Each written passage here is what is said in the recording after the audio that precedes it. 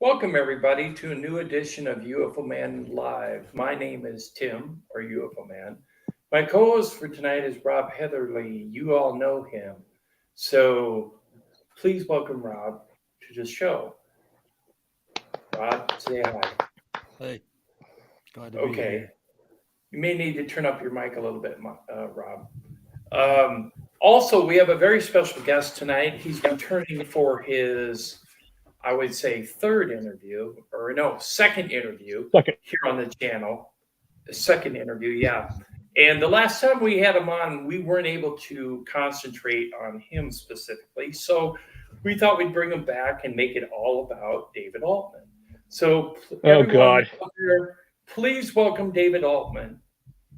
David Altman, this is your life. Yeah, this is his life for at least for Yeah. tonight. And he is Hey a guys, thanks. survivor. Yes, I'm a survivor of hurricanes and COVID. Yep. Hurricane Ian recently. So we're glad that he has power back so that he could be here this Yeah, weekend. I apologize. I'm using my phone tonight because my laptop's being wonky. So I apologize if it's not as good quality. Can't see my lovely face. A lot of people are saying hi in the chat. Esmeralda says hi, David. Let's see here. Snoopson says hi, David. Hey guys. Also, And I can't see the chat either. So that's fine. We'll watch it. cool. We'll make sure we post questions for you from the chat room so that everybody can do that. Just a little rundown on David. David Altman is known for the recent release in 2022 of A Tear in the Sky with Caroline Corey, William Shatner, and others. He was a cast member and a researcher in that film. So if you haven't seen it, I do know that it's available to watch on Crackle.com right now for free. So go over to Crackle.com and check it out. Oh, and we got a new person in the chat that I haven't seen before, and I'm going to bring her up. Mary Martha Duff. She's my sister. Welcome, sis. Good to see you. Welcome. Hi, Mary. I had to bring her up. Okay. Some things about some trivia about David Altman that I got to bring up. This is off of IMDb. He has lived with many Hollywood celebrities, such as Corey Feldman, recently, actually. The cast of Jackass, Sean Stewart, and you said David Dunn? Oh no! When you were asking me about the Jackass guys, Ryan Dunn and Sean Stewart is Sean Stewart is Rod Stewart's son. Gotcha, and many more. Okay, he has appeared in L.A. Inc., which is a really cool show. I've seen that many times. Celebrity Rehab, VH1's Rock. Not as a patient. I have a lot of friends that were on the show. Good. Actually, back then I probably should have been a patient because I didn't get sober till after that. So go ahead. Gotcha. Let's see here. VH1's Rock of Love Girls, Where Are They Now? As well as numerous music videos by Buck Cherry, Escape the Fate, Benji Madden from Good Charlotte, and many others. And that's what I've got so far. Now, I do know that you've been in several films and music videos. Well, it's actually A Tear in the Sky is my first actual film. Television I've been on a million times, but as far as documentary film, major film, it's my first. I think it's a really good film to lay claim to. Because you guys came up with a lot of breakthroughs. Do you have any? I do know from talking to Caroline Corey, the director of the movie, and other people, David Mason, your buddy, who created some of the technology that was used to research that. I heard from them that there were a lot of UFO sightings that weren't included in the movie. Can you discuss a little bit about that? Yeah, sure. So it wasn't as much as there was a lot of other sightings. So the major one that I had that kind of caused the triangulation. I have probably from that night. From that night, I probably have like 4 or 5 other videos that aren't in the movie. They're on my phone. Like they just didn't get added because of time. So I've got more footage of stuff that hasn't been seen in the film. I Wow. did post some of it on I posted some of it on Twitter when the movie first came out and my NDA was up. Then I was like, I just put it all out there pretty much. Right. Well, the next time we have you on, we'll bring those video clips up and everybody can take a look at them. How's that sound? Yeah. Okay. Yeah, because when I put them on Twitter, I wasn't allowed to put the full length up. It was it had to be cropped or whatever, cut down. So yeah. Okay, Rod. So you don't have any restraints that they're holding you to with your NDA prior to that. So Oh no, my NDA expired the night the movie came out. Good deal. Good deal. That's a good deal because I'm under other NDAs, but not that one. Right. Currently, you just got off a tour, correct, with Corey Feldman? Yes, sir. The original Goonie and my favorite actor from Lost Boys, actually.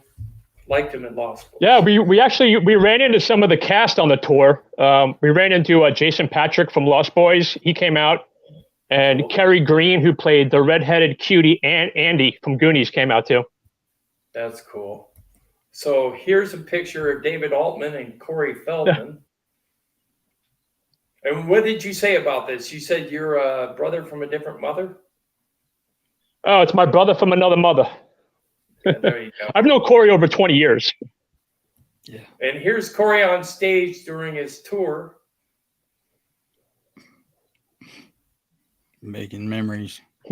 Lots of good memories. Some few bad ones, but you gotta take. And you want to hear something cool? For me, the best part of that tour was in every other state meeting people like Tom King.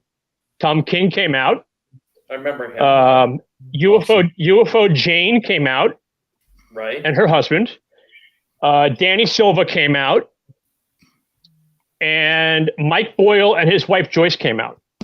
Well, that's so it was cool. I was like a UFO. I was more excited about meeting UFO people than the tour. That's how kind of a nerd I am, Well, that's excellent. Hopefully that'll happen again, and you'll meet more UFO people. That's why I was going to mention. Awesome. I'll mention later about the UFO Expo. But right now, I have a UFO video review I'd like you to help me analyze, if you could, David, because you've had the research skills in Tearing the Sky, and maybe you can give. Yeah, but I'm not a video expert, not even close. I just want to make that clear. That's fine. But let's my skills for that movie was my historical research and my eyes, pretty much. Yeah. Hey, well, your historical research is very important. In fact, we'll go into that. But I would like to play this real quick so we can get through it and show everybody some videos and see what everybody thinks. Okay? Awesome. Here we go.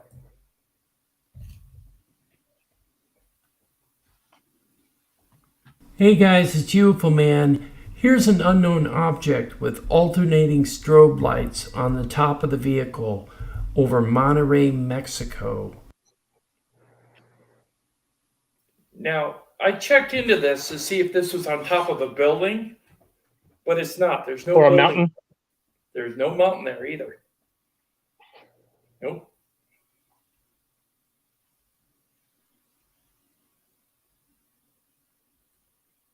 I just thought it was kind of interesting that it has all those multiple lights, and there's the one on the right that's kind of lagging behind it, and it's flashing individually along with the two on the right.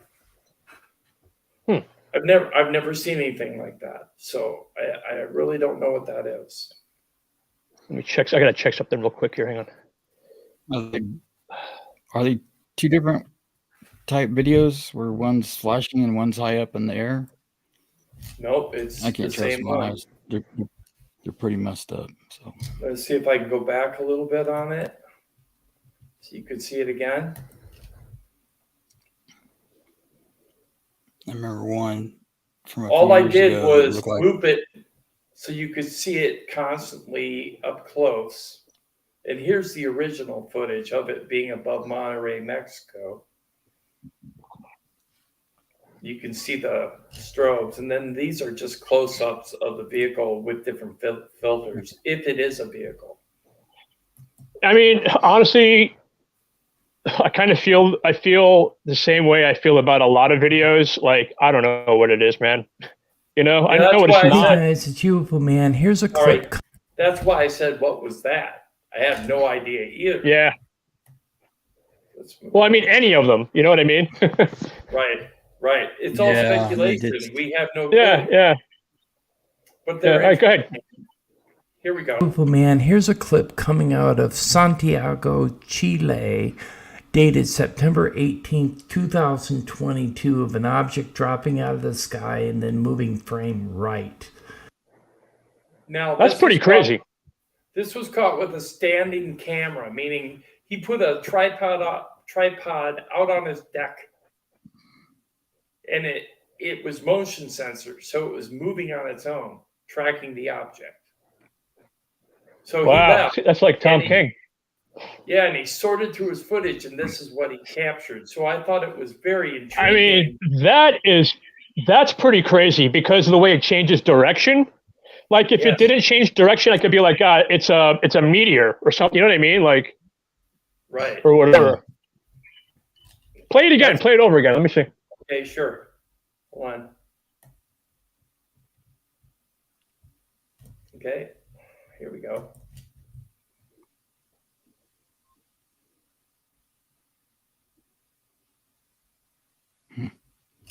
Hold on a second. I can get more than that.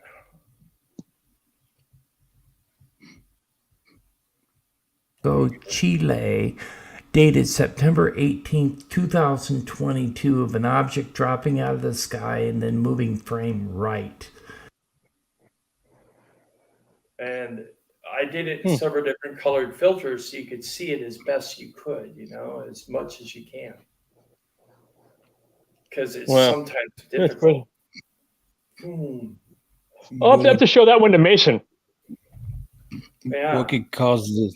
It almost looks like it's cigar shaped when it's going horizontal, but This is Okay. actually the shape If you were- right there. yeah, if it were time lapsed, it would show the same elongation going down vertically than it would as it would. Yeah, it looks almost like a cigar right there. Yeah, Right. like I said, and if it were a frame rate issue, it would have. If it were the same frame rate dropping down vertically as it is horizontally, then you should get the same streaking effect as that is the elongation, and you don't see that. I mean, could it be a drone, a military drone? I mean, it could. It could, but there's no control surfaces or any wings or. I'm saying, who the hell knows what they who knows what they have? Like, it could be Yeah. anything. Yeah, But it yeah, could it's be pretty interesting.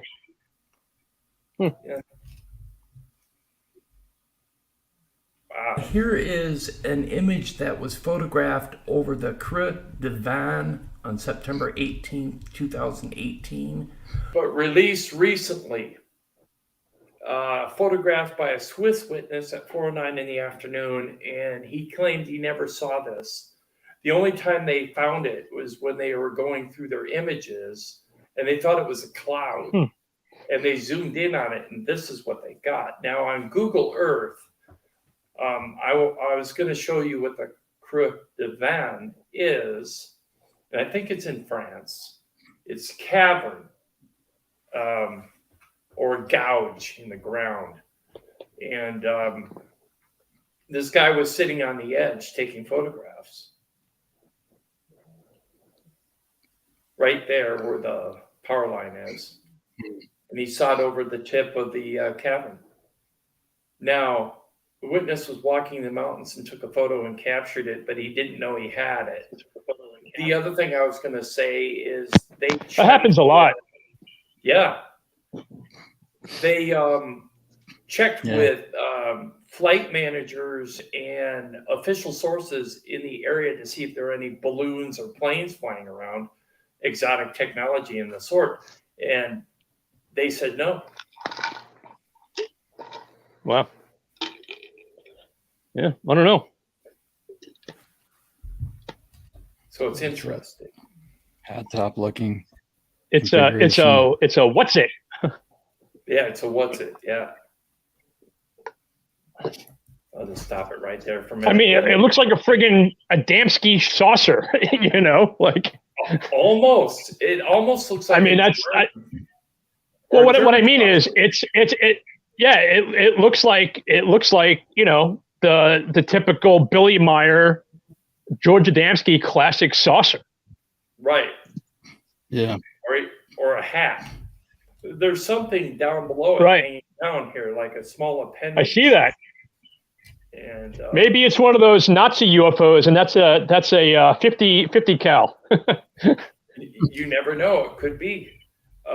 Yeah. We haven't seen any German saucers around for a while, so who knows? Well, the classic Hanabu pictures that you see, which are totally made up, they've got a mounted machine gun on the bottom of them, and that's exactly what that looks like. Yeah. And on the It sides, does have an echo like to that. the right and to the left. Who has an echo? Yeah. Okay. Do what? Next one. There's one in here I think is a balloon. Hey guys, it's UFO Man. Here's a clip of some objects over Jalisco, Mexico, dated September 7th, 2022. Filmed from 3 separate vantage points. Take a look, make an assessment, and let me know what you think. This is the original footage right here. This clip that I got. Mira, güey. Ya se apagó, güey, a la verga. It disappeared that fast. Sí existen los ovnis. And then there's a close-up picture of what he saw. Hey guys, it's UFO Man. Here's a clip coming out of Mexico City. I'm going to stop this for a minute. What the hell is that? Other than this being a wine bottle flying on its side, I think this may be a balloon. But the problem with it is that it's flying against a northeasterly wind at 30 miles an hour. Here it is. Dated September 9th, 2022. It's moving toward the northeast. It's self-propelled somehow. But when I look at the back of it, it makes me think it's a balloon.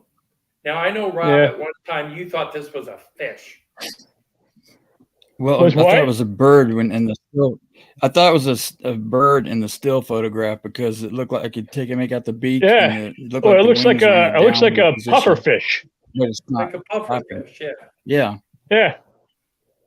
Wait When till I it get zoomed in. close. Well, It gets close here in a second. This is just showing. There it is.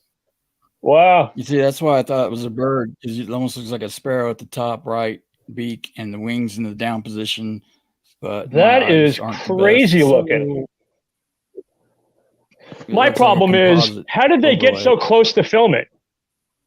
From what I understand, they were using a Nikon P1000 camera. Okay, because it looks like they're like right on. It doesn't look like it's that far away.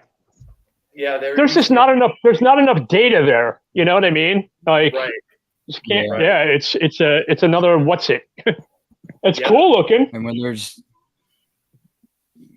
the it looks like a drone out of like I see a lot. a Sith drone or something.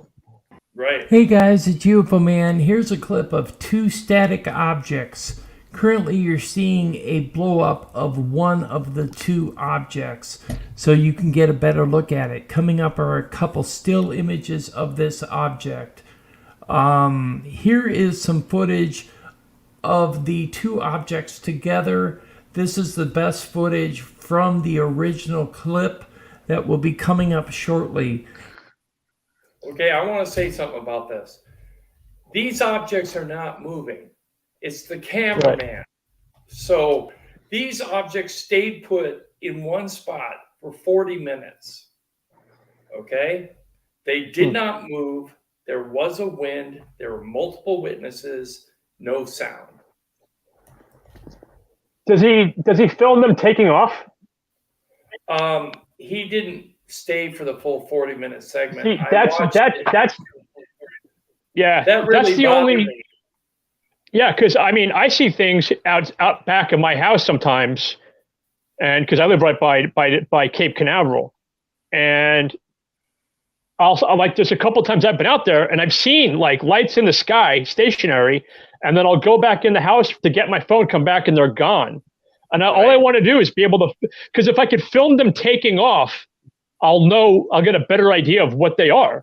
You know, if they take off super like blink out, then Yeah. If that was me, I would have sat there all day until those things left. I would have too. Yeah, I would have too. That's the question I always have too. The big thing that they always seem to tell me though is that they're not moving. Oh, wait, let me ask you this real quick. How do we know how long they stayed in the air for? From the guy?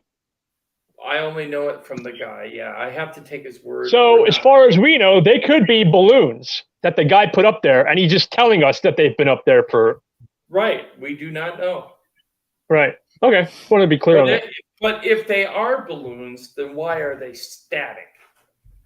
Well, that's what it looks like, and that's what he's telling us. We don't actually know. Right. Hey guys, it's UFO Man. Here's a clip of what appears to be a disc-shaped object flying over the lunar surface, filmed with a Nikon P1000 digital camera with a 3000 millimeter zoom lens. If that's real, there's no way that's real, dude. It can't be. If that's real, if that's real, that's probably the best footage ever. I've seen better, but anyways, yeah, it's one of the best ones near the moon. And that I've ever seen. Right. This was taken by a Chinese photographer, and has been. Okay, I'm already suspicious. Why? Yep, me too. Because those guys, they do a lot of animation and computer work, trolling the Western world, and they want to give us disinfo. Right, but I'm not. I'm not talking about a Chinese photographer in China. I'm talking about a Chinese photographer in the United States. Oh, well, then you're just being racist. No, I'm joking. No, I'm not being racist. It's a photographer. It's a photographer, yes. Okay. And the reason I said Chinese is because it's all over the web that way. Yeah, okay. I got you. This is the end of my UFO video review. And we're done with that. Security. Oops. Remove. Hold on. Okay. Anyways. Yeah, there's a difference between a Chinese American and a Chinese person, from China. Right, I know. Yeah. Anyways, I'm just saying it that way because no offense to Chinese people, because no, I get it. That's how you read it. That's how it was written. I get it. Right. Yeah, it wasn't good. It was actually written that way on the internet, yes, and it's been going around YouTube all day today. So we were talking about Missouri earlier, and I wanted to ask Rob if he saw that video of the thing at the school. There's with the kids? There's a video. Yeah. I did, secure teams got it out. Yeah. I think I saw. So one what did you think of it? There was another one from about a month ago up around Kansas City near Whitman Air Force Base. They actually made there were several sightings in Missouri last month in August, back in 2 months now, where they went down from Kansas City, where the Air Force Base is, and where Fort Leonard is, and then down I-44 diagonally to the southwest toward Oklahoma, which is really strange because that's the high traffic corridor where it would get the most visibility, because a lot of Southwest Missouri is very sparsely inhabited. It seems to me they were trying to be seen because they took the most high traffic routes that you possibly could if you wanted the maximum amount of people to see them. So it's just too much to corroborate as being a hoax with that many sightings across the state over a month span. Somebody has a lot of interference. It's probably me. I mean, that's what was happening with my laptop. Let me see. Let me move my I laptop. muted it and it wasn't me. Is that better? Yeah, it's much better. Yes. Somebody says I'm breaking up, but I don't know. Yeah, that's my brother. My brother's here too. Welcome, Jonathan. It's a family affair. Yeah, I guess so. My sister said maybe the craft that we last saw on the moon was one of the fleet that was sitting on the crater's edge during the moon landing. I think that's... Oh, when he says, look at the size of those things. Yeah. Yeah. Uh-huh. Hard to look at the size of those things. There's supposed to be two of them. Right. Yeah. Then that's one thing that always struck me before they went up. They were all joyful and happy, giddy, and looking forward to it and excited. When you cheat death like that and come back, you're going to be on such an adrenaline high of doing something that no one else, in history of humanity has done. You would be exhilarated. Instead they were subdued and in shock. That's not because of the flight and the harrowing brush with death. That is an indication of something that was highly traumatic for them, besides brushing with death, because they were used to that as pilots too. Hey, Flock. You know Flock. Flock is cool. Yeah, I see Flock everywhere. Yep, she is everywhere. Yep. Yeah, they were completely subdued and just shell shocked. Frankly, that wouldn't have been from the flight itself, and the harrowing trip that they had. I would attribute that to seeing something they weren't expecting that scared them. Shocked their senses and completely dislodged their world paradigm. Mm-hmm. Also, there was Decepticons on the moon. Was it anything like the Transformers? Yeah, the last Transformers movie, they were on the moon, weren't they? Or was that a different one? No, that was the one before. It was the second one. Yeah, both of them were there. Yeah. I don't know what that reference is, so it was a joke on my part. I laughed at the Lost in Space reference that somebody put up saying it's the Jupiter 2. That was Paranormal Underworld or Jack. Yes. Dating Jack said ourselves. I got a laugh out of that one. Yeah. Or this one here. Autobots. I said Decepticons. Yep, Transformers. We're having a little bit of audio difficulty. You broke up there for a second, David, but we'll work with it. Okay. Yeah. When you move, it seems to mess with your earbuds or something, the mic on your earbuds. Yeah, I couldn't find my other earbuds. I'm using some old ones. Gotcha. And out in the industry that you roll around in with, I know there's a lot of overlap sometimes with the astronauts in that community and things. What have you heard that would cause the astronauts to have been so subdued after coming back, and the authenticity of seeing craft on the ridge lines and stuff? Man, are we really going to go down this rabbit hole? We don't have to. Just no. curious. It's. I mean, I love the topic. It's just and I've done a lot of my own personal research into it. But it's one of those things that we're just never going to have an answer. We're never going to have an answer. I would love one. The thing that I heard a lot was that the guys were hypnotized when they got back. There's an old interview with Edgar Mitchell on Art Bell, And Art asked him, like, what did it feel like, and what did you feel like when you were up there? And Edgar Mitchell goes, I really don't remember. Like, what? How could you not remember? I would remember something significant like that. It would be unless it's maybe they were hypnotized. Who knows? It's possible when they got back, so they wouldn't remember anything. Yeah. Or they could have drugged them. Who knows? Then we can even contemplate slide 9, where there's the human interface override that for the phenomena that's discussed.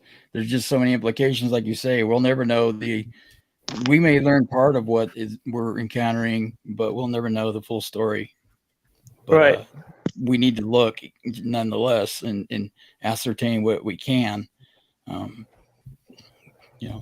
That part we. I've been into this for a long time, and I mean, probably one of the first things I dove into when I really got into this was the moon stuff, especially in the 90s after the Mike Barrow special came out on Sci-Fi Channel, Aliens on the Moon. And when I saw that, it just blew my mind, and that's when I really got into it.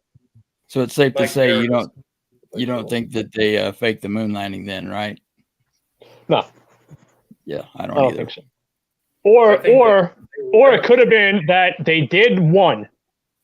They might have done one, if anything. That's a possibility. And they might have done the first one only because of the Russia factor, Yeah, in case it went wrong. We didn't want Russia to do it first. Right. So that would be the only reason, Even though Russia was in space first. Well, but they weren't on the moon. Right, they weren't on the moon. That's exactly true. They didn't play golf on the moon. No. It seems like I heard something that they had filmed some staged moon landing in case something went wrong, that they could cover it up, like you said, maybe to. Well, that was another worry. Another worry was, broadcasting the death of these American heroes to the to the world, an audience live, That'd be a buzzkill. You'd want backup footage. Fill in for that. That's kind of prudent for that kind of a high stakes mission. I would understand if they would film some artificial footage just in case something went tremendously wrong like that. You can't afford to have those kind of mistakes on something that important. Was that comment about how they threw out all the footage? I think the comment. They lost. Yeah, Right. I remember listening to some old Richard Hoagland stuff and him talking about, they contacted NASA and they wanted to get better proofs. And they're like, oh, we don't know where they are. We lost them. Right. They probably didn't lose them. They probably tossed. Yeah, I don't think so. It's like what it was the first generation is what they said that they lost. They had other generations, but the first one they didn't have. They lost that one. Kind of like having enough video file now. Sorry. One of the astronauts was in depression after returning. I think it was Buzz Aldrin. I don't know why he'd be in depression. He's a rabbit hole in himself. Good old Buzz. Yeah, Buzz. The thing is we talked to someone recently that stated that they did not fake the footage of the first moon landing and that it was legitimate footage when they stepped off the landing. Could be. Onto the moon surface. But I've heard the opposite, that they did fake a little bit of the footage so that if they saw anything on the moon prior to landing, they could cover it up so the public wouldn't know. And from what I understand from my research, they saw stuff from the orbiter before they went down to the surface of the moon. Yeah, they saw sure. Yeah, that's what like when he talks about Santa Claus. Right, Santa Claus. Yep. And they talk about bogeys. Right, And didn't they actually see a craft pull up alongside, and they were actually able to see beings moving around in the vehicle? In fact, that Yeah, is I think one of the astronauts mooned them. I heard that too. I haven't heard that one. Well, no, but I'll go with it. Anyways, Yeah. Rob, Yes. what do you think about this subject? Of the moon landing or the entirety No, of the. You brought it up. No, I'll be specific. In regards to the fact that the one of the Apollo missions actually came in contact with a flying object move alongside, and they were able to see beings moving around inside of it. I've never heard that ever. I have. It's the first time. I actually heard it from Edgar Mitchell. I think given all the. Where does he say that? I'll have to find it, and I'll send you the link when I Yeah. locate it. But I did hear it. Huh. Yep. Oh. It was really impressive. And then Gordon Cooper, he was really vocal about what he had experienced when he was in space. All he wanted was his gold. Yeah, you never Did know. you watch that show? Might have been. No, I Did you watch not, that show? but I heard. Do you know? I heard the rumor. Yeah. No, I never saw it, but I think Rob did. So what Gordon Cooper was doing when he was up there, he was mapping out locations of where he thinks that this sunken treasure was. Yeah. And then his grandson went and they looked for it. They found a bunch of it. Yeah. They left them. He left them the maps, and they, unfortunately, a lot it was of like it was a Spanish galleon. Several wreck sites he found. He mapped out a lot of them actually. That's what he was doing with our tax dollars. It's like what was the congressman that got elected in the late 1900s or 1800s just so he could go and look in the National Archives for information about Atlantis. So he became I don't a know congressman. that one. Yeah, he became a congressman early 1900s just so he could go look through the presidential archives and things, the Library of Congress for information on Atlantis. That's entirely why he ended up running and getting into Congress. It's pretty funny, actually. It reminds me of what you're talking about. Did he find anything? I don't think. First of all, I don't think it would be in the National Archives. Well, it was in the congressional records. He was thinking that I guess back then, yeah. Back then, it was different, though. What do I know? Could have been. That's when the Atlantis book came out. It was published around the early 1900s. And he might have had something to do with publishing that. I can't remember all the specifics of it, but that's been that's not a third party hearsay thing. That's a fact about that congressman. This is why he went there. Randall Carlson. I think, did you guys notice my hat? Yeah, it's got Bigfoot on it. Yeah, I got this from. Have you ever heard of the actor Robert Mitchum? Yes. His grandson Bentley got this for me. He plays bass in Corey's band. Cool. Yeah. That's a really cool connection. Yeah. Do have a comment or two in the chat. I hope they're good comments. My sister said we were not ready as a nation to know that craft were on the moon. You mean those craft? Yes, exactly. Adam Wiseman says they see him near the ISS a lot. Russians too. Yeah. Vehicles. Yeah, that's like when we first started going, they were trying to, the delay wasn't as long. Now the delay is probably like half an hour. Thank you, Susan.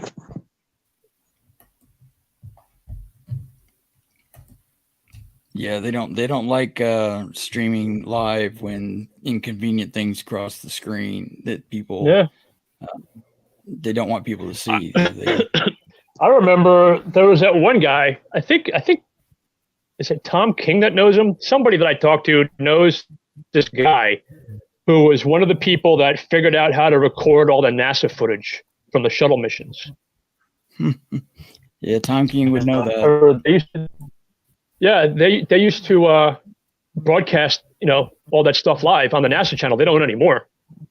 You know. Yeah. Mary Martha Dust says, now with all the many TV shows about aliens, more people have very slowly been exposed to what has become commonplace at this point, and that is truthful. Well, you're welcome, Mary. Yeah, you're welcome, Mary Martha. I've been doing this for 8 years, 9 years now, so yeah, I'm part of it. That's something I wanted to touch on a little bit. I've talked about this before, but it seems like with the video game industry, the TV shows, and the movies and things for the last 50 to 75 years, that there's a type of conditioning that goes on that is helping. I don't know if that's narrative perspective. I don't know the validity, but I'll tell you this, and I think I told you this story. Out of all the TV shows I've worked on with this stuff, I've never once come into anything like that. The only one was there was one time, and I was working on the series based on Nick Redford's Final Event, which has to do with the theory that UFOs and aliens could be demons. And allegedly, I was told that, because I got a call one day and they're like, yeah, we're shutting it down. We're done. And I was like, well, why? And they wouldn't tell me. And then finally, I got somebody to tell me that allegedly somebody from the CIA called them and said, don't do it. Not in those words, but that was the gist that I got. That they stopped shooting because somebody called, not shooting, but they stopped developing because somebody said, we can't tell the public, whether it's true or not, we can't tell the public that aliens and UFOs are demons. People are just going to freak out. Yeah. It was going to be a whole show just on that theory. There is a spiritual connection that people are contemplating at this point. So without a doubt, demonic possibly, but are demons of old actually alien life forms or alien? Right. It's like, what? Then you have to think, what is a demon? Like, what is a demon? Right. We don't really know. We don't know. What is an alien? We don't know. Where are they from? What are their agenda? That's all the questions floating around out there. We don't know. So we speculate and we theorize. And we try to get at the truth through the people that have seen things. And that's why Rob and I and others have a ground roots movement to do that. Rob, in regards to what you were going to ask him earlier when we talked before the live stream, and in regards to what he thinks about transparency, could you expound on that? What he thinks about transparency and disclosure? What he's going to be doing toward disclosure and transparency. Yeah, like Tom DeLonge, this has become a passion for you as well. How does that impact your future progression of projects and things that you're working towards in an official or a personal capacity, or a little of both? I mean, definitely now there is more of a want and an ask for this type of content. Also, they're trying to kind of reinvent the wheel because of the fact that there's so many streaming channels now that they're just looking for as much content as possible, and they want content people are going to watch, and it's going to do well, and advertisers are going to pay money to be shown on. I really can't talk about what I'm working on, but I can tell you that I am working on 2 brand new shows right now. Yeah. Actually, no, sorry, three brand new shows. 2 of them are strictly UFO shows, and one of them is a paranormal show. So hopefully those get greenlit because they're going to be really good. That'd be really cool. I think that it's fundamentally important that they brought. One of them is great. Go ahead, Bob. I was just going to say, I think it's fundamentally important that when people are putting out programs like that they draw a distinction between what's more geared for entertainment and versus what's geared for authenticity of trying to. Well, I mean, you know my opinion on that. Like I push I push the real shit, man. Like Yeah, this exactly my is what point. it is. It doesn't need anything Yeah. sprinkled on top, But Right. that's why they hire me. They hire me because they want the real information. They don't hire me to fantasist. They want to know the facts. So far it's been pretty good. authentic. And I've been pushing, a lot of other theories out there, a lot of things that we haven't heard in the mainstream TV that historically is known to have possibly historically known of things that happened. I'll give you an example. Something that's really never talked about with abductions is the fact that there could possibly be a connection to death. There's a lot of people that talk about when they go through an abduction that they see a dead relative there, and there's another theory that these things have something to do with our souls. I mean, who knows? There's a good book, actually 2 books that just came out. There's 2 books that came out by Joshua Cutchin, my buddy Josh. It's called The Ecology of the Soul. And they're about that whole connection, because Whitley Strieber's wife, Anne, she was one of the first people that actually ever came out with that. And she pitched that to Whitley. And just by her saying that, my friend was able to write 2 whole books. So there's got to be something there. But that's just something that I want to put out there. Yeah, I think Whitley Strieber even wrote a book in conjunction with his past wife. Yeah, he channeled. Yeah, it's been touched on, but Josh's book looks at more than the alien part. It's other beliefs that have to do with that. But it's basically based on the UFO alien part. Does he go into near-death experience as well on seeing dead relatives? Oh yeah, you better believe it. Yeah, that's the part I left out when I was explaining. Yeah, near deaths. Yeah, NDEs. Yeah, we haven't really touched on NDEs on the channel yet, but I've been reading lately that NDEs are kind of like an enabler for people to see even off-world entities at that state of physical reality. If you're at near-death status, you can see things other than just dead people. You can see off-world visitors as well, and it's not release and travel as well. And I hear that information is not being released. Yeah, the thing with that is, that's because when you die, DMT is released, and that's why you see these things. I don't think so. I don't think so. I think they're just trying to explain it away with science. Science needs a solid factual plot, whereas consciousness kind of expands your awareness. Go ahead, Rob. Yeah, I was just going to say, I don't want to go into the details of it tonight, but I had a near-death experience that was extremely lucid and didn't involve dead relatives, but it definitely was pushing the boundaries of what you think reality is. That's for certain. Yeah, it's one of those things that hopefully, and it's usually when I hear people have not exactly NDEs but different experiences like that, I want to experience them myself so I will know. But that's one that I don't want to experience. I do not want an NDE. I'll get abducted. I'm cool with that, but I'm not cool with NDE. Oh, nor am I. I don't want an NDE either. I'd rather be No. abducted. Yeah. Yeah. Actually, I'm going to be regressed here in the future, David, by a friend of mine who is an officially licensed regressive hypnotherapist, and you may know of him. His name is Terry Lovelace. Of course. Maybe not. I know Terry. I know Terry personally. Yeah. So do I. I hung out with Terry. I met Terry in San Francisco.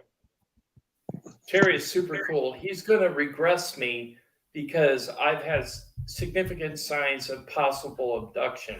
So he's going to regress me on StreamYard privately. I didn't even know he was doing that. Yeah, he's I didn't know doing it Terry now. was doing regressions. Yeah, he's doing it now. He's actually an officially licensed regressive hypnotherapist. Yep. Wow. So we might bring him on with Yvonne Smith, who is also one. You probably Yes. know her Yep. too, right? Yeah. Mhm. So we know some of Sure. the same people, which is really cool. Yeah, so they're going to regress me, and then I'm going to play the edited, obviously edited. No, you're gonna do a footage of John my- Burroughs. Well, I don't want personal information, say about my Right. family, to be Right. in the actual recording. So I'm going to put it. That would be the least out. of my worries of being that's going to come out. You know, Exactly. We don't it's want taking anything off my weird. pants. He's taking off my pants. Yeah, we don't want that. No. David Well- looked at me strange. Yeah. Give them a list of, if this occurs, don't tell me about it. Delete Yeah. that from the tape. I don't want to know. Well, he's going to do it on a videotape on the record function on StreamYard. So then I can edit it before I put it out as a premiere. All right. Because That's cool. I'm willing to put out my own regression on StreamYard. So that's what I'm going to do. Yeah, John Burroughs, he didn't put his own out. His got leaked out.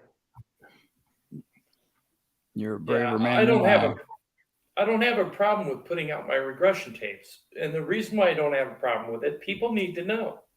Okay? They Right. need to know whether this phenomenon is actual. And if it is, we need to address it. Besides Well, the just phenomenon is actual. We just don't know what it is. right. Besides just talking about structured vehicles flying through the sky, let's talk about the other symptoms of the UFO phenomenon. Yeah, I've given up on the tiny green scientists idea that these tiny scientists are coming down to check our soil and take soil samples. It's just Yeah, I yeah, don't believe it's- that one. No. yeah, I've learned too much and seen too much to believe that that's what this is. I don't think so. I think Jacques Vallée is nailing it pretty good of saying that these are what he calls kabuki theater, with trying to Passport to Magoni, yeah, trying to of course. portray an image to people that they want to portray. Right. It's too simplistic, and they don't. They But wouldn't need to do that. here's my problem with that, though. Like, if I didn't have pop culture to influence my ideas and my thoughts, Mhm. then why would I co-create that? You know what I mean? Like, why would it show me that if I don't have any like, if I lived in the 1800s or whatever, or even in the 1900s, like, I don't have that outside influence where if they're going to look at me and they need my consciousness to project of what they're going to appear to me, why wouldn't they appear to me like something I recognize? You know what I mean? Right. Yeah. Kind of like now, why aren't I seeing Millennium Falcons flying around or TIE fighters? He did say Right. that there was an expectation of presenting to people in different ages that seemed to be closest to what would be presumed to be in their culture, but just a little bit beyond that, that's not attainable, but that they would. Well, obviously recognize they're and not doing follow. it to blend in, because that doesn't blend in. No, You know? it's like you said, it's broken away more than. But I do find it interesting that Jacques Vallée did point out the distinctions of, like, when cars would shut down around craft, their electronics would die.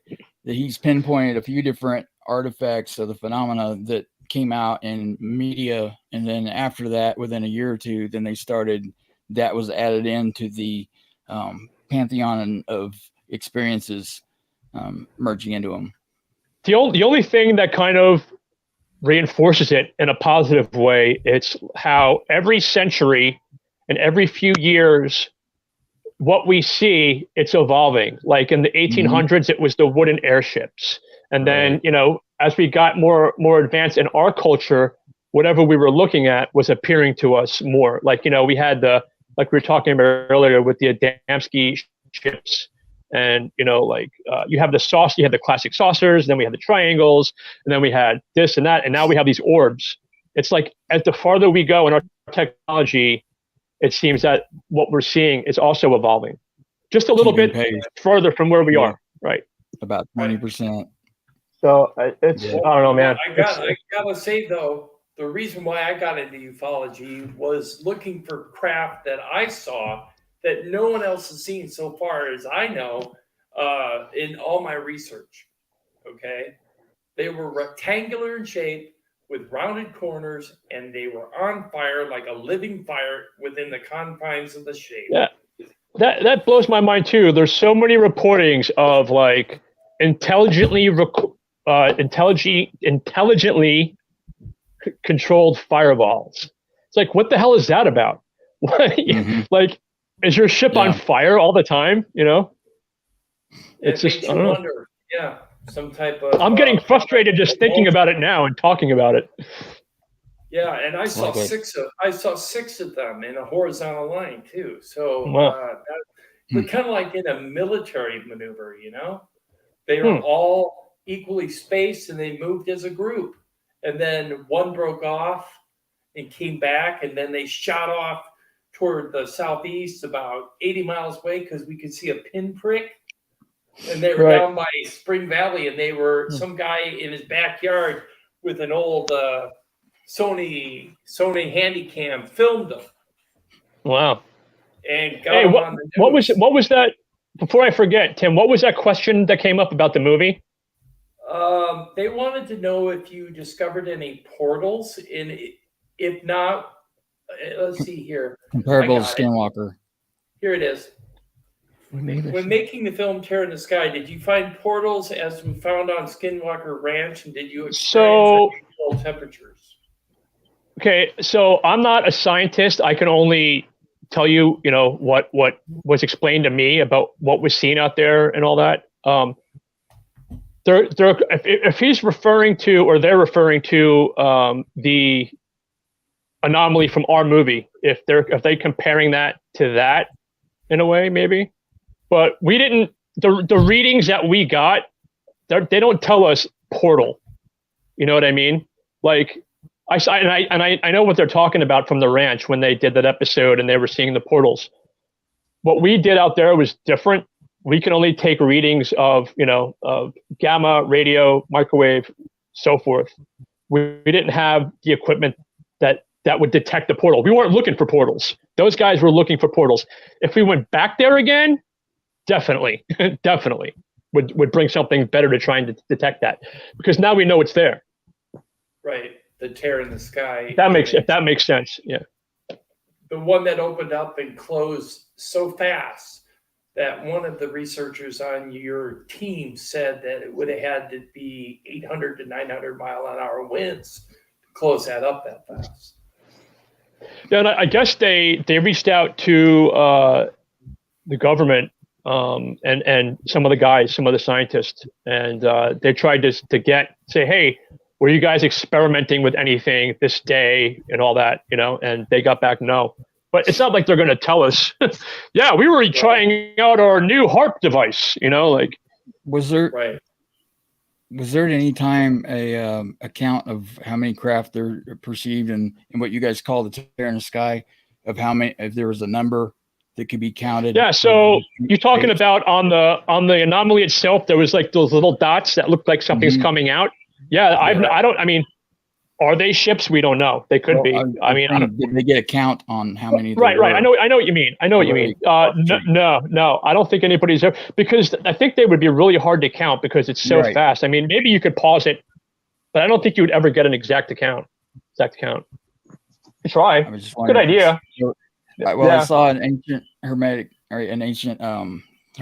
Masonic card that was curiously looked a lot like what you guys had in the movie. But they had the 7 stars of the Pleiades in it, which I thought was really strange because it looked a lot like what you guys filmed.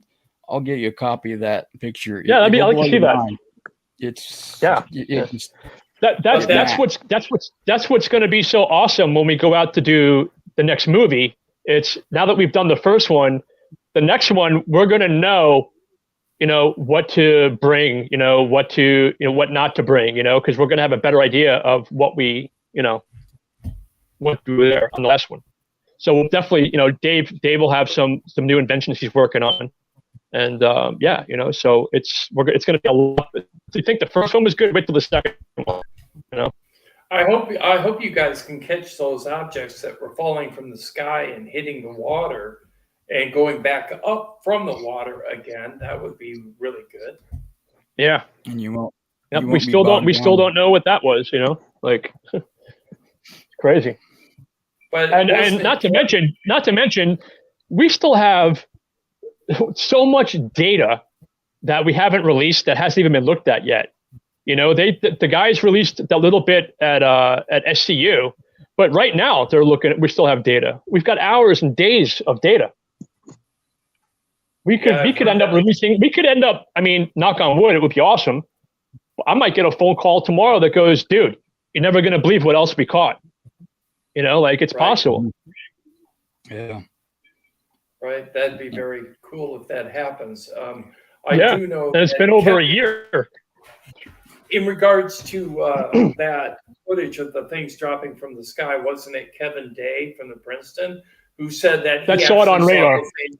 Same type of objects, yeah, and the same type of activity. So that's corroboration right there. Yeah, I think he saw it more than once because what a lot of people don't realize or don't know is that those sightings that happened during the Nimitz encounter happened for 2 weeks. It wasn't like one day. It was over a 2-week period. Yeah, and it wasn't one object; it was several. Oh, it was multiple. Right. They were coming down in groups of 6, I believe it was, at a time on average. But they were seeing I don't remember that. 6 to 12 at a time. They were raining down, is what he was saying. But he saw hundreds of them over the 2-week period. Yeah, in low Earth orbit, about 100,000 feet up, somewhere in there. Which kind of throws a monkey wrench into what Fravor said, because Fravor said that he said on the Joe Rogan show that if they were doing any type of testing, he would know because they wouldn't put him in the air with something that he didn't know about. Well, guess what? They knew for 2 weeks that those things were up there, and they still put you up there. So that's not true. He's like, if they did anything, I would know. Well, you wouldn't know, obviously. No. It sounds like they were ignoring that they were even there for 2 weeks, and the commanders didn't want to address it. They were just pretending it wasn't there, but it was blocking their ability to launch craft and things. So at their level of following the exercises for the drills, they had to get a vision on what this was. But it seems like their commanders just dismissed it. And I think didn't they request permission to try and find out what it was, or inquire with outside sources for radar data or something, and they didn't get any response of it, and they just decided to take the initiative and check for themselves then? I don't think that originally that was the plan. I think probably after, like I said, I mean, there was 2 weeks of this, I think, before the Tic Tac.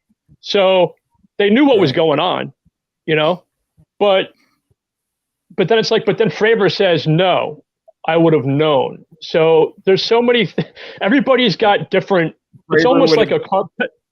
So Fravor's saying that he didn't know the Tic Tacs were out there until he was sent up to see what it was blocking the flight. Right. But the Navy knew, but he didn't. So that kind of, kind of, like I said, throws a monkey wrench into what he's claiming.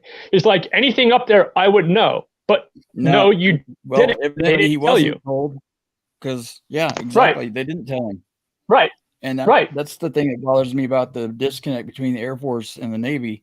The Navy's only got radar over the battle space at the time. The Air Force has got the entire planet covered. They would have known where these things were going into. If they were coming out of the ocean somewhere else around the planet into orbit and then dropping down on them, or coming out of what they call a different dimension, the Air Force would know. They would have that data, where they came from, where they went, at least where they showed up on radar and where they disappeared on radar. But they didn't share that, as far as we know, with the fleet in the Navy. But do they have that data? You think? I don't know. I think so, because the Air Force can track things down to 10 centimeters out to 20,000 miles. And I think it's like Yeah, but 24,000. I mean, if they are taking off into another dimension, they're not going to really, you know what I mean? Who knows what kind of shit they're showing? But they would see the And entry they may point. not have a signature. They would see where they enter and where they exit their radar into from everywhere from low Earth orbit on down around the entire perimeter of the planet. But the thing is, though, wasn't that radar that they were testing was new, and they didn't pick up anything until after they put their new system in. So I don't know. We'll know. I mean, we could another speculation thing, man. We could speculate all day long on this. 2015, where they were seeing the sphere within a cube that they thought was a glitch. The one that Ryan saw? Huh? That was the one that Ryan saw. Yeah. Yes. Well, what were you asking? Different event. I was just saying in 20. I'm getting it mixed up because that's 2004 with the Nimitz, and 2015 is when they fielded new 14. radar equipment. Then too. 14. Yeah. So probably two different generations. Back in 2004, though, they also, besides the Tic Tac, were experiencing those living fireballs as well. Because if you go to Nimitz Encounters on YouTube and check out some of the interviews that have been done with actual crewmen on board the ships, they talk about the living fireballs, like 3 of them circling the ship during an encounter. 3 of them at one time. And they're not the Tic Tacs. They're living fireballs. No sound. So just weird. On fire.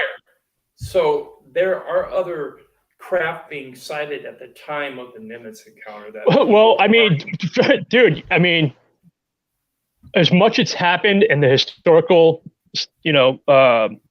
evidence that you can call it evidence and testimony, it's that area has had crazy sightings of all different things forever. Forever. Right.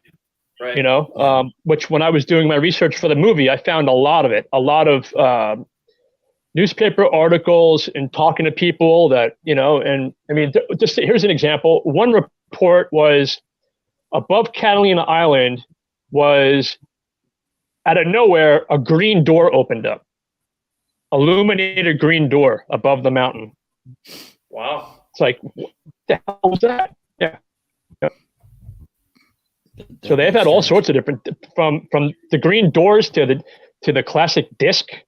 I've got that newspaper, and I've got the handwritten account from the retired guy from the Army, which was Army then, but now it's the Air Force. He was a veteran, and I've shown those articles to you, Rob. I think you've seen them, the ones of the pilots, the veterans on the beach photographed and spotted 3 discs. And it was the same week as Roswell, 1947. Yeah. Did you ever do some research on that undersea anomaly that was off of the one in Malibu?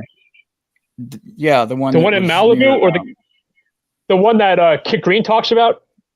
I'm not sure. I've not heard what Kit Green talked about, but it's the one that Google Earth took out of their maps that looked like okay, yeah. So I don't know if you're talking about. There's 2 different ones, I think. So there's one that Preston Dennett talks about a lot. It's been all over TV, called the Malibu anomaly. It's been known for a long time, and you can see photos of it. There's actual photos of it. And then there's another one, I think, that that leaked audio of that Kit Green had. He didn't leak it, but so what it is, it's a leaked audio of Kit Green. And he's interviewing a remote viewer, or more of a psychic. And it was allegedly one of the, wow, Bob Perkins thinks I'm interesting? He can't be talking about me. No, not Bob Perkins. Hell freezes over. Yeah. So he hired this woman who allegedly is the best psychic known to the U.S. government, the best remote viewer, the best natural, best person with the natural ability to be able to see stuff. And he said, okay, here's where I want you to look. And then I guess a week later, he called her up to ask her what she saw, and she recorded the conversation. And during the conversation, he's like, all right, tell me what you saw. And she says, well, I spoke to whatever's there. They live under the water. They've been here forever. They've been here before us. And the reason that they're here is they're protecting a fault line. Because if they don't protect the fault line, there's going to be a catastrophe out there. And they also said that they had, or she picked up that they have an underwater facility there. So, and that's at Catalina, which, I mean, it makes sense to me that something's under the water there, you know? Yeah, there was an but image on Google Earth for many years until they brought too much attention to it, and then they wiped. That's got to be the Malibu one. That's got to be the Malibu anomaly. It was right at where the continental shelf meets the deep part of the ocean between. That's where these things, or that's what, you know. Right. It's. I don't think, and even Lou's made a couple of comments that there's something out there under the water. Oh yeah. Yeah, it looks like a large opening to a base of some kind. Right. Even theorize that there can be a hangar. That's what it looks like. I mean, that's why I lean more towards that. Whatever these things are, I think they're from here, and I think they've always been here. At least, and I think they're under the water. I think they're underwater. That's what I think. Yeah, because we can't. I mean, it is possible that something crashed here millions of years ago, but from what my own personal research and what people I've talked to, I think that whatever this thing is, it's always been here, and it just doesn't want anything to do with us. Yeah, and the cart ruts that are found all over the planet, they existed during the Ice Age or before that even. Some of those they were able to verify were created at least 3 million years ago, because some of them are displaced because of earthquakes that they could definitively date with a fair degree of certainty to dial in the time frame. And the cart ruts had to have been made before the earthquake, because it broke up the plane of the cart ruts, so they were disjointed after that, and they knew the fault line and the earthquake that made that crack. They could date that, so the cart ruts had to have been formed sometime before that earthquake had taken place, and one of them was 3 million years ago. And you can't curl mud or rock when you're dragging something through it, and it's just preposterous to think that they're cart ruts. I don't know if you guys saw. I worked on the Discovery Channel show Expedition X. Yes. So I worked on the Catalina. It was a 2-part episode, and I worked on it. It was the Catalina Island episode, and it was like aliens underwater. And they caught some interesting footage when they were out there of something illuminated underwater cruising by. I asked the people at Discovery Channel if I can get the footage, and they wouldn't give it to me, but they show it on the episode. But I wanted to see the full length, but they wouldn't give it up. They're like, sorry, it's property of the network. Yeah. Well, there's something out there. Yeah, it seems like that place, the Mariana Trench and the Puerto Rican Trench, that one with the divers over with the helicopter pilots and things, those two events where they saw the black shape the size of a small island rising out of the depths. Those two incidents just particularly give me the creeps. Extremely unnerving to have something that huge. What about that photo that got put out in the 90s of there's a couple of pilots, and they were flying over the ocean, and they looked down and the whole water's all illuminated? You ever see that one? Not sure. Yeah, that's crazy. Yeah, these two pilots, they took a picture out of the cockpit, and the ocean is all lit up. And they're in the middle of nowhere. Yeah, that would be unnerving. It's all these different colors of orbs, orange and yellow and white everywhere. Yeah, it's just astounding what all the different. The way I view it, it's just like I keep going back to Jacques Vallée, but I think he really did a good job with Hynek and them and putting his finger on it. That there are many different artifacts. That's who else I saw. I had dinner with Paul Hynek when I was out in LA. That's who else I saw. I knew it was somebody else. Excellent. Yeah. Yeah, it doesn't seem like we're seeing one monolith, that there are many different orders and kinds and probably different factions within at least some of them. So it's far more complicated than we can fathom. But yeah, I mean, it could be more than one thing. You know, it could be something under the water and something interdimensional. It could be 3 things. It could be 4 things. I mean, who the hell knows? That's what Bigelow and them, when they're asked what, if it's interdimensional, demons and angels, or The if answer is they're yes. higher beings, or the versus the pirates. All the above. It's all the above. And these are the people that would know.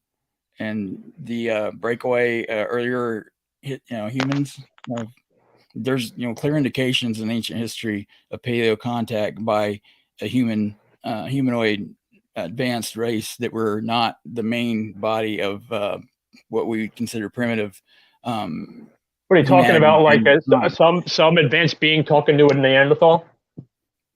Well, no, like Göbekli Tepe forward, you've got evidence of people living as hunter-gatherers, but then there's clear indication of right, and that was like what, 75,000 years ago?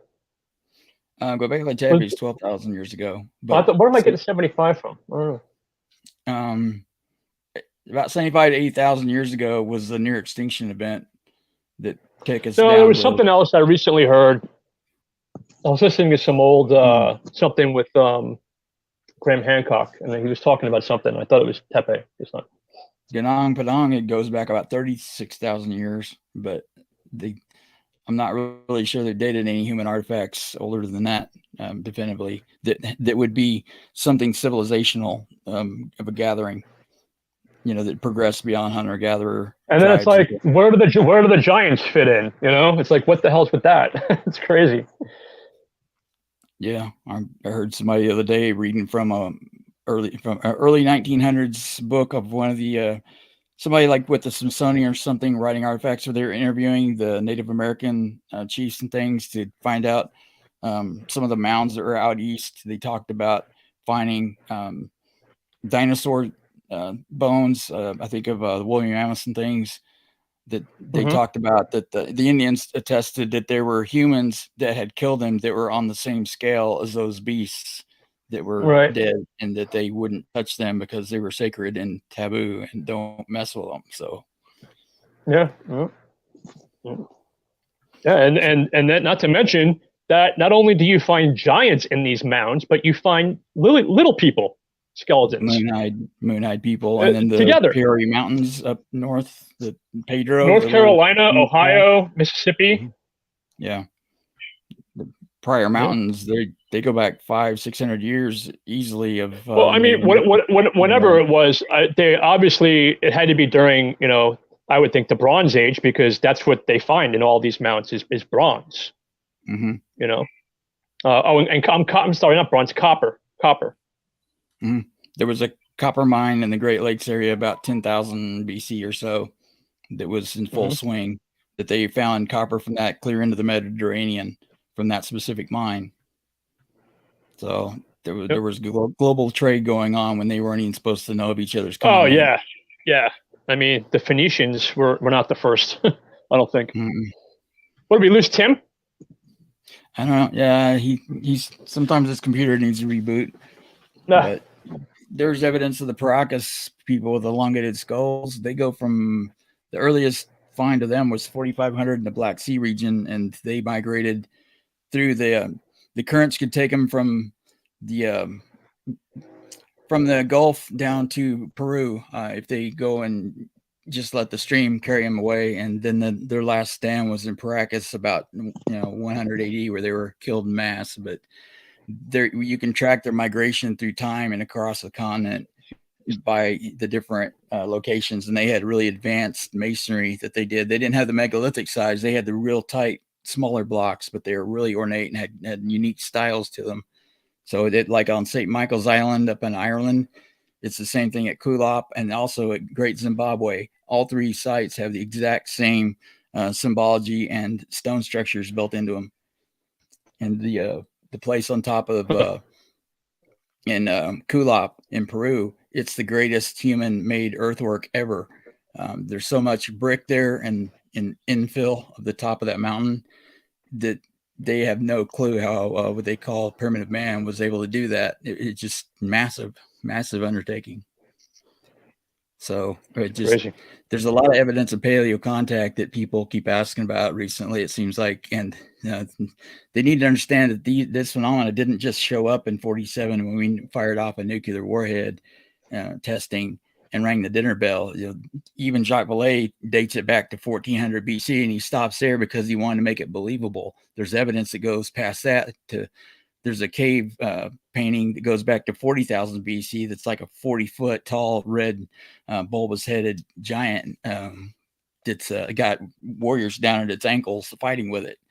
So there's a long history of paleo contact, and some of those outliers like that, I think those are one-offs because they wanted to remember it that wasn't normal in their environment. So you get a lot of the ones that have seems like they're radiating something out of their head, but they're more human size on scale. But these outliers like that are very few and far between. But they want to remember back in that age what didn't belong, so they can show people, because they weren't able to write it down, to show their descendants, hey, you see this, run like hell. They don't belong here. So it did seem like some of them were just passing through, and the rest of them, it was just like what Lou said when he talked to the Lakota. Their sky brothers are just as natural to them as the butterflies and the birds and everything else in their environment. So they don't paint those because they're afraid of them or that they're something natural to them. They painted the outliers in antiquity, something that was important to remember.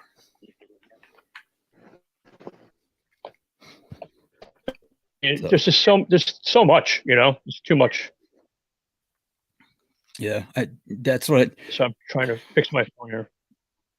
That's where a lot of people have a lot of anxiety because they feel like we're getting ready to be invaded, and they're just waiting for the motherships to get here. From their advanced scouts. Never going to happen. So far. No, I don't think that. It'll happen. They're not. They've always, for the most part, they've always been here. They've had different interactions with humanity at different times. This is no different, except that, and I know this is wishful thinking, a lot of people think, but if we make the case that they're that advanced and this is their home as well, they may not care we kill ourselves off, humans, but they don't want us to take the rest of the planet with them. So, where are they going to cut that off if they do intervene of deproliferation, with just the warheads, because they showed that they can turn them on and off at will. Would they stop at just taking out the nukes, or would they take out the nukes in the carriers or the militaries or the entire civilization? We don't know, but it needs to be examined, and there's historical precedents of contact. So we just have to, I think it would ease a lot of people's anxiety to know that they've been here for a very long time, and this is not a imminent invasion before us setting up. Yeah, before us. Yeah, as far as I know. like I said, the cart butts, there's no way those were a natural artifact, and definitively, that one of them was dated to 3 million years ago. So, and there's only a few really data sets of the wheelbase width and the tire width in each wheelbase. It only varies about, I think there's 2 or 3 different sizes of variance across the planet that they're pretty much uniform in size of the track width and the tire width on both.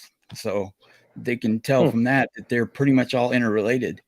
And it wasn't pseudoscience of the guy that did it. It was Alexander Kolpin or something like that. He spent like 15 years. He was a Czech scientist, I think, that's documented all that. I could get you the information, but he's got provable, scientific papers written on this. So, it's not like he's been hitting Gaia Network lately and has nothing to prove it. He's even shown the strata layers, the earthquake fault lines, and the dates and how they were dated. He lays it all out. So there's no, because he gets called out on it, of course, and you got to be able to show your work. And he's done an excellent job of documenting all that scientifically. So I think that's something people could look into that does have quantifiable data to set a historical precedence of. So I didn't even know it, but there are some in Texas and in the Northwest and region. Hey, there he is. Are you wearing gloves? Oh, Tim. Looks like okay. Looks like your hand looked yellow. Yeah, it's my lighting. Something's going on with my computer tonight. I mean, it knocked me offline 3rd time in a month. I don't understand why it's doing that. Wow. It's because of me. Nah, it's not because of you. It's The 'cause powers that be don't want the information out. It's the men in black. It's because of Rob. Absolutely. You know, that's exactly who it is. No. Well, that's it. It's Rob. Yeah, they follow me It's Rob. everywhere. Yeah, it's Rob. We're actually having a guest on next week that's breaking her silence after 5 years of going dark because she was researching stuff. And Who's that? Nicole Weber. She kept seeing black helicopters flying over her house. Don't know. She has footage of it. Her cat was killed and put on her front porch. She had a brick thrown through her window with Holy shit. a note wrapped around it that said, cease and desist your research or else. She had her phone tapped. What was she researching? She was researching... Everybody's phone's tapped. Yeah, she was researching humanoid extraterrestrials that live among us. And she was also researching the truth behind abductions. Huh. Because she's had multiple contacts. She's also had contacts with the Greys in a room, and she's going to talk about it. So that's very interesting. That's next Saturday. Black helicopters have been around for a long time, man. Long Right. time. Right, they have. There's a good book by an author. He's passed away now, unfortunately, and they actually think he was murdered. But his name was Jim Keith. Okay. And he wrote a great book about the Men in Black, and another good book about the black helicopters. There's actually a really good interview with him on old Art Bell Coast to Coast show. It's on pretty much on every archive. Yeah, I can send it to you. It's really, really good. But they don't know. People are like, are they aliens that are like shaping them, morphing into a helicopter, like that kind of theory? And that came out a lot because of the black helicopters that were seen during all the cattle mutilations. Right, exactly. Yeah. A lot of people insinuating it was our government doing that. Well, the thing is, like, you can't have a helicopter with absolutely no markings on it at all. And that's what these things appear to be. They're completely black. They're supposed to fly. Anything that flies is supposed to have a flight path filed for also. Or the... Right, and these don't. These didn't. I've got to fly them. It also has to have FAA regulated lighting, doesn't it? Yeah. Right. Yeah. These don't. These don't have anything regulated on them. Yeah, it's crazy. Yeah. That was like there was a guy, a young Marine that me and Shannon are interviewing a few times now, and that was in the Peru in 1997, where he went to a crash site retrieval as a Marine there, and the Chinooks that came in weren't marked, that took him and held him for 3 weeks, but a couple of them were wearing DOE jackets. So he identified some Air Force, some are DOE, but they're why would you fly in an unmarked helicopter but then have your insignias on? Like, well, he was initially picked up by people in black camis that didn't have any patches because they probably wanted him. They wanted him to think that. Yeah. Throughout the course of the 3 weeks, he saw the DOE ones, but there was a mixture of different groups there that he said were represented. So who knows? But that indicated, like James Fox was talking about the year before, where the C-130. Oh yeah, trust me, I know all about that one. They brought in the 2 helicopters. They weren't the Chinooks, but it seemed to be the same quick reaction team that was in play. Where they made it that site, on site that quick in Varna, and then they did the same thing in Brazil. That like a fast reaction crash recovery team that comes in. They did the same thing on the U.S.-Mexican border. Right. There was a crash on the U.S. I forget what year it was, but they came in really quick. Yeah. Are you talking where all the soldiers were found dead around the craft? Yeah, and they told them to come get this damn thing. I'm not. Well, Only soldiers Mexicans- that died. Anything that I know about that we're talking about is the Brazil thing. Well, It- the one one in died in Mexico, Brazil. the Mexican government was trying to recover it themselves, and their troops kept dying trying to get close to it. And they finally called the United Right. States and said, "Get this junk off our lawn," basically, because they couldn't recover it without their people dying. They didn't have the right procedures in place. They didn't have lockout, tag out like we do. Right. Makes sense. Yeah, that was a very interesting recovery because they tried to do it the first time, and I don't know, 6 to 8 soldiers died on site trying to grab it.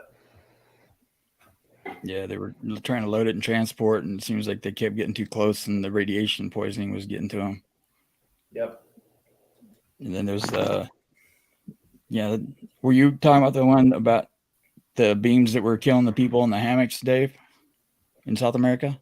Caleres? Yeah, the one that the one that no, the other one. Varnum? Was it Var? Yeah, Yeah. the one with Vardina? the 3 beings, Right, the three Vardina. beings, and the one Vardina. fireman died. Yeah, the one that's the one that Stanton Friedman and Roger Lear and all them went to go look at in the 90s. Was that Virginia? Yeah. Okay, that's the movie that James Fox just came out with Yeah. called Moment of Yeah. Contact. Yeah, I know. My friend Fernanda, she's the interpreter in the movie. Very cool. That movie's going to be played at UFO Expo 2023. I'm trying to get a screener. Hopefully they give me one. They just might do that, considering your contacts. What I want to show is, let's see here, if I can show it. If I get the right screen here. I think this is it. Nope, wrong one. This is the one here. Moment of Contact, hosted by producer James Fox, Friday. So that would be the 10th of March at 3:30 p.m. and Saturday at 1 o'clock p.m. So that'd be the 11th of March. Looks like Caroline Corey's going to be there as well. Who's that? I never heard of her. Yeah, I've never heard of her either. No, I've interviewed her twice. So, hosted by producer Skylar Davis for Agenda, and then the original Roswell movie from, what was that, 1984, 86? Wait, the Paul David movie? It's Paul's. My buddy created that movie, the Roswell movie. It's a great movie, and I guess the screenplay was by Don Schmidt. Yeah, well, Don Schmidt and Kevin Randall are actually in that movie. Right, and yeah, so but Paul David directed it, and he was also, I think, one of the writers. Gotcha. That movie's going to be hosted there and played live, and then they're doing a paranormal video about Coral Castle down in Miami, Florida. Mm-hmm. That's being filmed. That's being filmed this weekend, David, with Tom Reed and Rhiannon. Really? Alley. Yep. And then Bridgewater Triangle. I think Paranormal. That one I've seen. I've seen that one. Yeah, that's by Matt. That's an older one.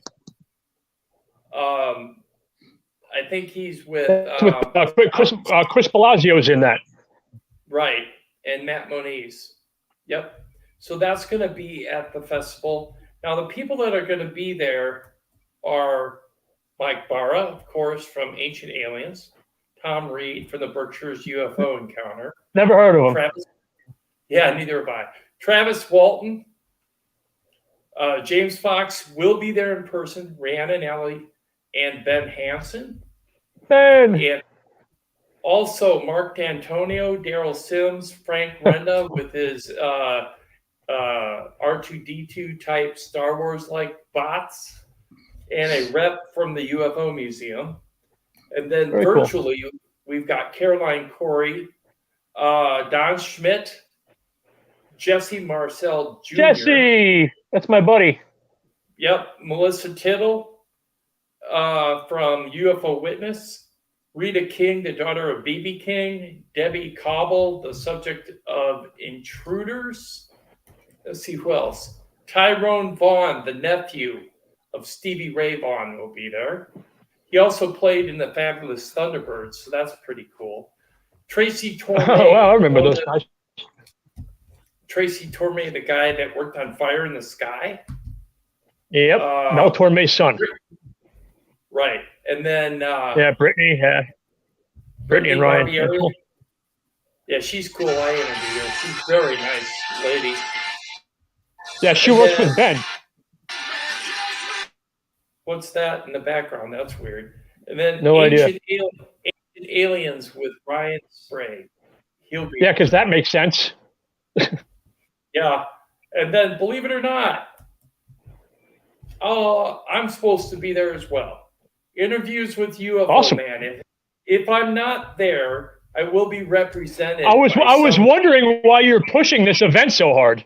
Well, because my co-host is Tom Reed. That's my co-host most of the time, and Rob is my fill-in. And then Inner Space TV is also his podcast. So this is the first year ever that podcasters have been invited to a Roswell annual event. Very cool. Because I opened my mouth and said they should start bringing YouTubers to the event because we're important. Very cool.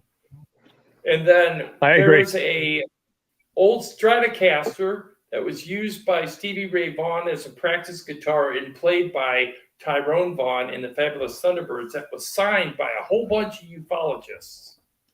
You could see Kathleen Martin there and Caroline, the one you say you don't know, David, and Nick Pope and Mike Barra and Melissa Tittle.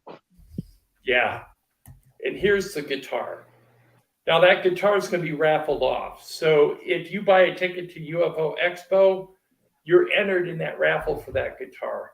And that's one thing I'd like to win, but I don't know if I can because I'm part of it. So anyways, that's something very interesting. So I thought I'd let everybody know the lineup because it's interesting.